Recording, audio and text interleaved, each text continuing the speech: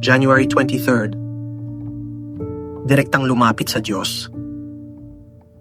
Sa araw na iyon ay hihingi kayo sa Kanya sa aking pangalan at hindi ko sinasabing ako mismo ang hihiling sa Ama para sa inyo. Mahal kayo ng Ama sapagkat ako'y minahal ninyo at naniwala kayo na ako'y nagmula sa Diyos. Juan 16:26 hanggang 27. Huwag gawing mas dakilang tagapamagitan ang anak ng Diyos kaysa sa Kanya talaga. Sabi ni Jesus, hindi ko sinasabi sa inyo na ako ang hihingi sa Ama para sa inyo. Ibig sabihin, hindi ko ilalagay ang aking sarili sa pagitan ninyo at ng Ama na para bang hindi ninyo pwedeng lapitan siya ng diretso. Bakit? Ang Ama mismo ay umiibig sa inyo. Napakahanga nito. Binalaan tayo ni Jesus na huwag isipin na ang Diyos na makapangyarihan sa lahat ay ayaw tanggapin tayo ng diretso sa Kanyang harapan.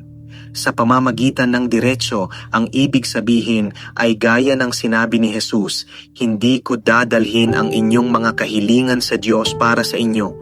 Maaari ninyong dalhin ito ng direkta. Mahal niya kayo, nais niya na lumapit kayo, hindi siya galit sa inyo. Totoo naman na walang makasalanang tao ang may direktang koneksyon sa Ama maliban sa pamamagitan ng dugo ni Jesus. Hebreo 10:19 hanggang 20. Siya ay nangangalaga para sa atin ngayon. Roma 8:34, Hebreo 7:25. Siya ang ating tagapagtanggol sa Ama ngayon. Unang Juan 2:1. Siya ang ating pinakamataas na saserdote sa harap ng trono ng Diyos ngayon. Hebreo 4:15 hanggang 16. Sinabi niya, walang makakapunta sa Ama kundi sa pamamagitan ko. Juan 14:6. Oo, ngunit pinoprotektahan tayo ni Jesus na huwag palampasin ang Kanyang pagpapamagitan.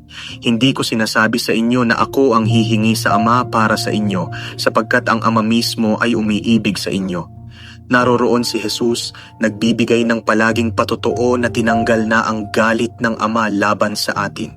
Ngunit hindi siya naroroon para magsalita para sa atin o panatilihin tayong malayo sa Ama o ipahiwatig na ang puso ng Ama ay hindi bukas sa atin.